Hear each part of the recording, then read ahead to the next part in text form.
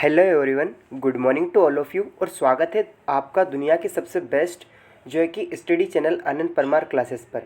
आज हम बात करेंगे 13 अप्रैल से बनने वाले महत्वपूर्ण करंट अफेयर्स के बारे में और उनसे बनने वाले महत्वपूर्ण क्वेश्चंस के बारे में। तो चलिए शुरुआत करते हैं। अभी तो इस बाज की असली उड़ान बाकी है, अभी तो इस परिंदे का इम्तिहान बाकी है। अभी अभी मैंने लांघा है समुंदरों को, अभी तो पूरा आसमान बाकी है। समझ रहे हो, सीने से आग निकलना चाहिए भाई लोग। ठीक है, अगर आपको सिलेक्शन चाहिए तो आपको मेहनत करनी पड़ेगी और हम आपके साथ हैं। आप मेहनत कीजिए ना, ठीक है। तो लगे रहिए और वैकेंसी का क्या है, आती जाती रहेगी। ठीक है, तो अपना समय का सही उपयोग करें और वैकेंसी जो है वो ज़रूर निकलेगी। आप हमारे साथ मेहनत करके देखिए, एक बार करके देखिए, ठीक है। इसी के साथ आज का हमारा पहला प्रश्न जो है, भारतीय रेलवे का पश्चिम रेलवे जो कि वेस्ट रेलवे जिसे कहा जाता है, इस जोन ने कितनी नई समर स्पेशल ट्रेनें संचालित करेगा। तो भाई लोग कितनी समर ट्रेनें जो है कि संचालित करेगा, ऑप्शन आपके सामने दिए हुए हैं। इसका राइट आंसर आपको टिक करना है। टिक कीजिए फटाफट, क्या आएगा इसका राइट आंसर। तो इसका जो राइट आंसर है ऑप्शन हमारा जो सी है, यानी कि 14। ठीक है, ये भारतीय रेलवे का पश्चिमी रेलवे जोन जो है 14 नई समर जो स्पेशल ट्रेन लॉन्च करेगा, ठीक है, संचालित करेगा। अब ये संचालित करेगा तो हम भारतीय रेलवे से संबंधित कुछ महत्वपूर्ण बातें करेंगे। जैसे भारतीय रेलवे जो है कब से चलाई गई, तो लॉर्ड डलहौजी के शासनकाल में जो है कि चलाई गई थी 1854 को। 8 मई 1854 को मुंबई से ठाणे के बीच लॉर्ड डलहौजी के शासनकाल में भारतीय रेलवे को जो है कि चलन किया गया था। ठीक है, अब ये तो हो गई भारत की बात, लेकिन विश्व में सबसे पहले ट्रेन कब चलाई गई थी, तो 1825 को जो है कि हमारा स्टॉकहोम से डार्लिंगटन जो है कि भारतीय रेलवे का जो सबसे पहले चलन यहाँ पर हुआ था 1825 में, स्टॉकहोम से डार्लिंगटन। ठीक है, अब भारत के रेलवे मंत्री कौन है, तो पीयूष गोयल है। और भारत में कुल रेलवे जोन कितने हैं, तो 18 कुल रेलवे जोन है। ठीक है, इसके अलावा जो दोनों ट्रेन जैसे कि ट्रेन की पटरी रहती है, उन दोनों के बीच की दूरी कितनी होती है, तो 1676 जो है कि दोनों के बीच की दूरी रहती है।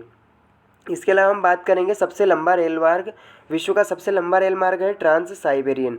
ठीक है, इसके अलावा भारत की सबसे लंबी रेल, यानी कि भारत की जो सबसे लंबी दूरी तय करने वाली ट्रेन कौन सी है, तो वो है विवेक एक्सप्रेस। और वो कितनी दूरी तय करती है, तो 4233 यानी कि 4233 किलोमीटर की दूरी तय करती है। और ये डिब्रूगढ़ से कन्याकुमारी तक चलती है।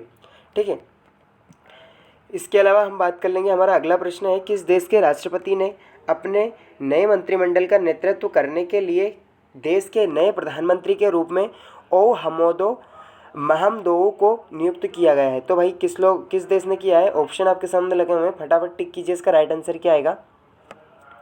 तो इसका जो राइट आंसर है नाइजीरिया, यानी कि ऑप्शन सी हमारा नाइजीरिया।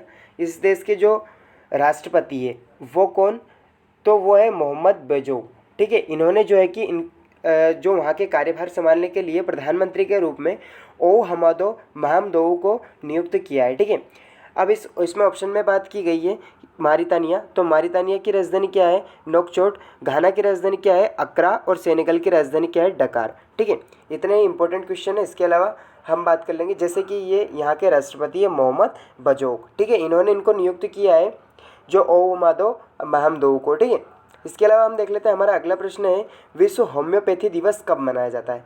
तो भाई लोग विश्व होम्योपैथी दिवस कब मनाया जाता है। ठीक है, इसका राइट आंसर आएगा हमारा ऑप्शन जो सी है 10 अप्रैल। ठीक है, 10 अप्रैल को जो है कि विश्व होम्योपैथी दिवस मनाया जाता है।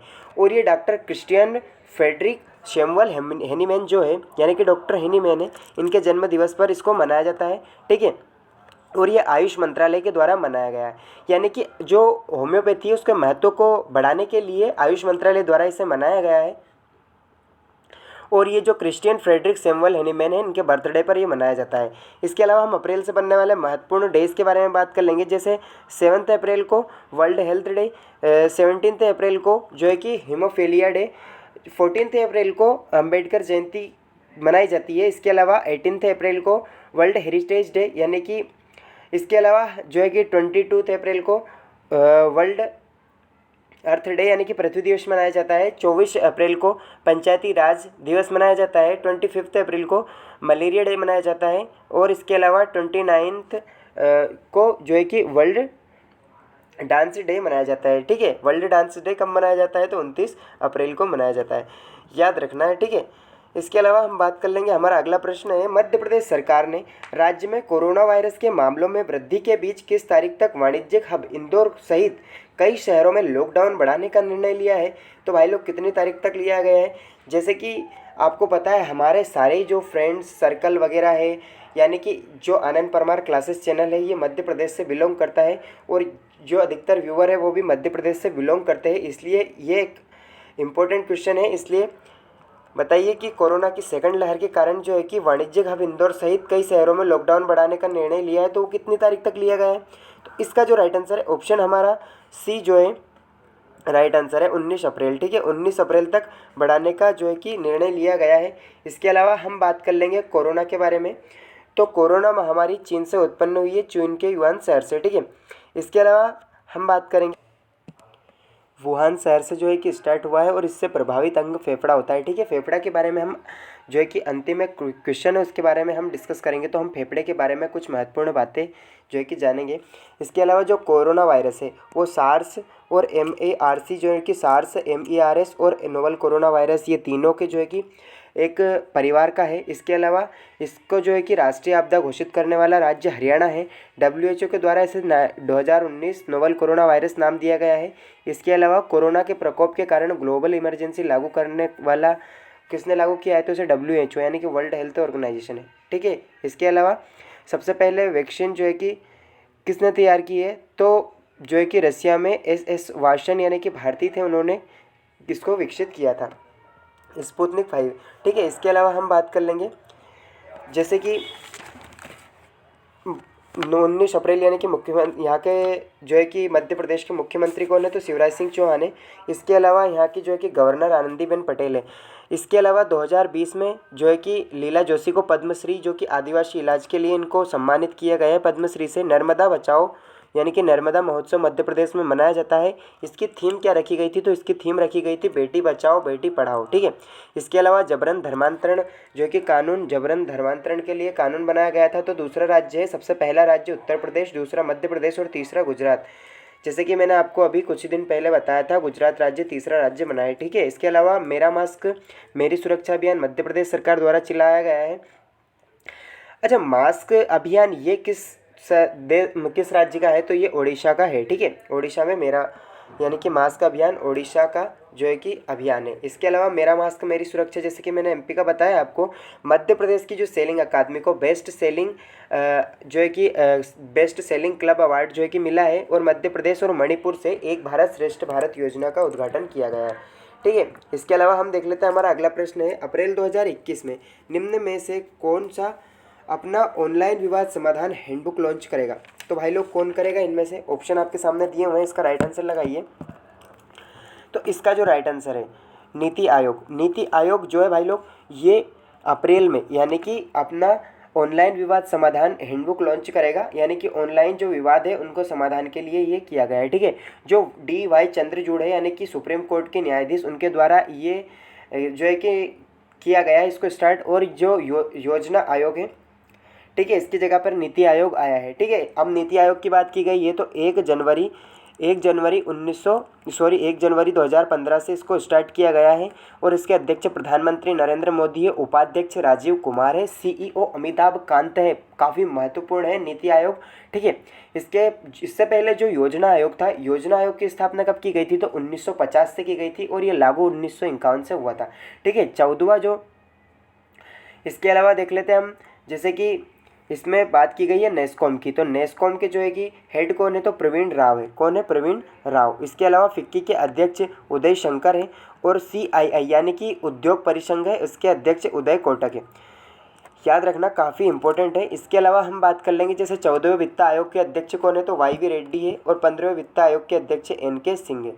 ठीक है, इसके अलावा हमारा अगला प्रश्न है, क्वीन एलिजाबेथ के पति प्रिंस फिलिप का अप्रैल 2021 में निधन हो गया है। उन्होंने किस वर्ष में एलिजाबेथ से शादी की थी? तो भाई लोग क्या क्वेश्चन है, क्या गजब का क्वेश्चन है, मतलब कि हद ही कर दी है। ठीक है, तो इसका जो राइट आंसर है हमारा ऑप्शन जो है कि बी आ जाएगा 1947। ठीक है, 1947 में इन्होंने जो है कि एलिजाबेथ यानी कि एलिजाबेथ सेकंड है उनसे शादी की थी प्रिंस फिलिप ने। ठीक है, अब इन्होंने 1947 में की थी, तो इनकी जो है कि डेथ 99 वर्ष की उम्र में हो चुका है। और ये जो प्रिंस फिलिप है इनको ड्यूक ऑफ एडनबर्ग के नाम से भी जाना जाता था। ठीक है, इसके अलावा हम बात कर लेंगे जैसे कि G7 की बैठक जो कि ब्रिटेन में आयोजित की गई है। ठीक है, देख सकते हो आप प्रिंस फिलिप को। ठीक है, इसके अलावा हम बात कर लेंगे हमारा अगला प्रश्न के बारे में कि राष्ट्रीय फैशन प्रौद्योगिकी संस्थान श्रीनगर में प्रथम दीक्षांत समारोह में मुख्य अतिथि कौन थे? तो भाई लोग कौन थे? इसका जो राइट आंसर है स्मृति जुबिन ईरानी। किस देश की है भाई लोग ये? ईरान की नहीं है रे।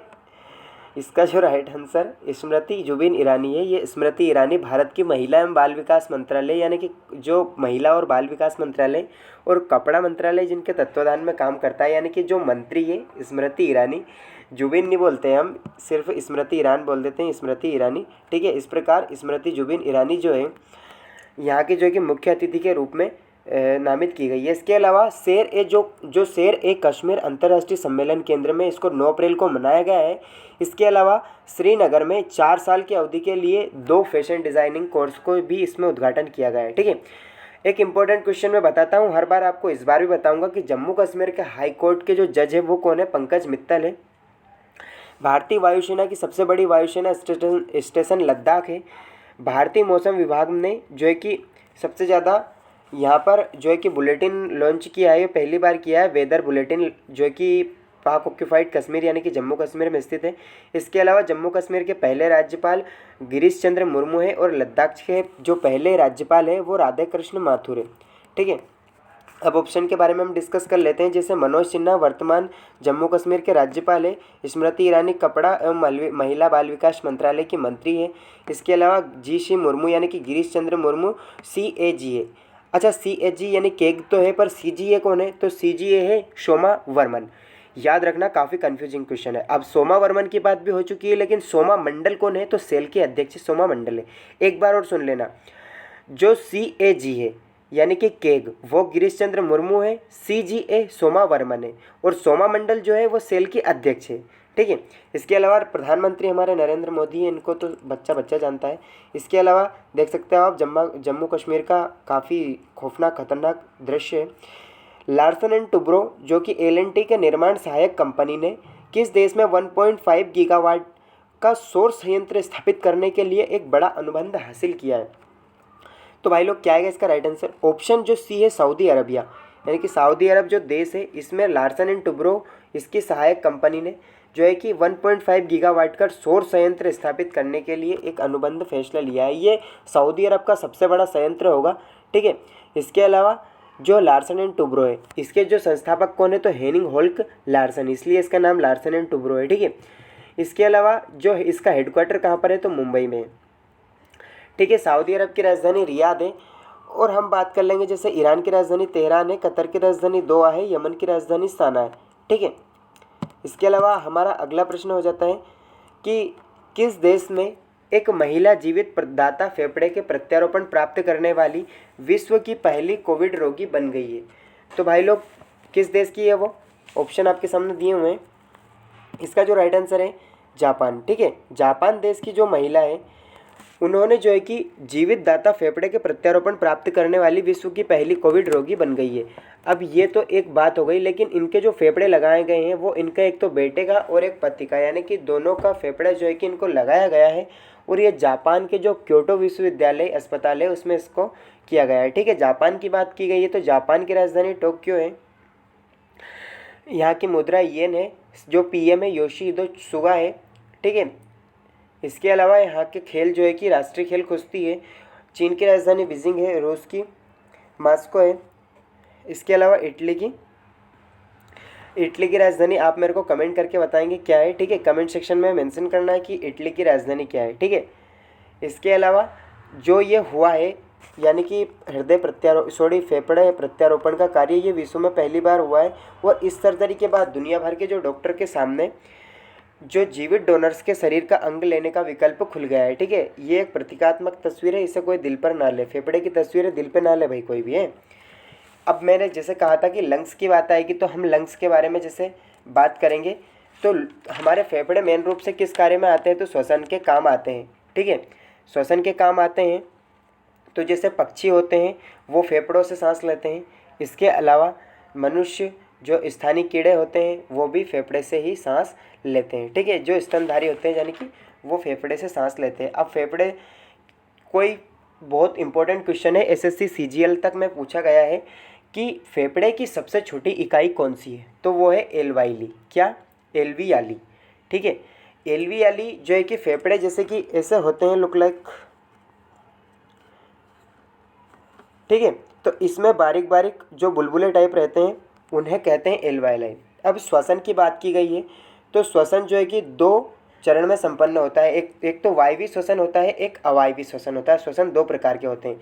अब वायवीय और अवायवीय में क्या होता है, तो जो वायवीय श्वसन होता है इसमें क्या रहता है कि जो ऑक्सीजन युक्त यानी कि इसमें ऑक्सीजन उपस्थित रहता है, और जो अवायवीय श्वसन रहता है इसमें ऑक्सीजन की उपस्थिति नहीं होती है। ठीक है, इसके अलावा जो इसको हायर ऑर्गेनिज्म यानी कि जो बहुकोशिकीय जीव है उसमें संपन्न होता है ये, और ये एक कोशिकीय जीव जैसे कि अमीबा, इसके अलावा खमीर जीवाणु, इनमें जो है कि ये होता है।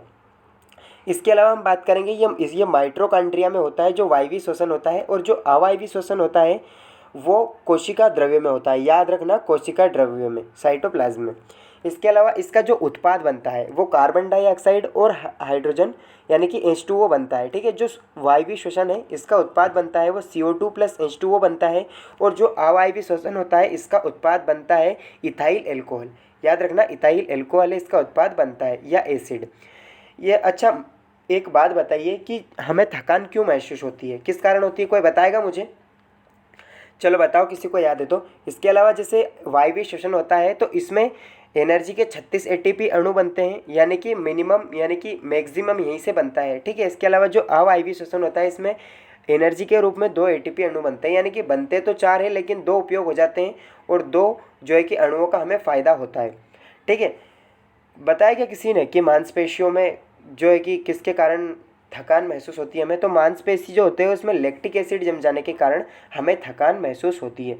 ठीक है, अब वायवीय श्वसन और अवायवीय जो श्वसन है उसको जो है कि कंप्लीट करने में काफ़ी टाइम लगेगा, कभी पढ़ाएंगे हम आपको, लेकिन ये 3 चरण में संपन्न होती है। जैसे ग्लाइकोलाइसिस, फिर उसके बाद होता है क्रेब्स साइकिल यानी क्रेब्स चक्र होता है, फिर उसके बाद होता है जो कि ETC यानी कि इलेक्ट्रॉन ट्रांसपोर्ट चेंज। ये तीनों चरण में इसको संपन्न किया जाता है। ठीक है, काफ़ी महत्वपूर्ण है, बट हम कभी आपको पढ़ाएंगे कभी फुर्सत में, यानी कि अगर साइंस पढ़ाने का मौका मिला हमें तो। ठीक है, इसी के साथ आज का सेशन यही समाप्त करते हैं। ठीक है, हो कहीं भी आग लेकिन आग लगनी चाहिए। भाई देख सकते हो क्या मतलब यार, जो मतलब कि रात को पढ़ाई हो रही है भाई यार, देख सकते हो आप। अब इसको देख के अगर आपका खून ना खोले तो भाई आपका खून नहीं है, आपका पानी है। ठीक है, जुनून दौड़ना चाहिए खून में। So that is it for today guys. इसको देख के आपके अंदर जो है कि एक मोटिवेशन की आग हो जानी चाहिए कि आप 24 घंटे ही पढ़ो, कुछ भी मत करो। अब तो एक बार में जो होगा वैकेंसी निकलेगी, इसके अलावा कुछ होएगा ही नहीं। ठीक है, so keep learning, keep watching and keep growing. Thank you for watching.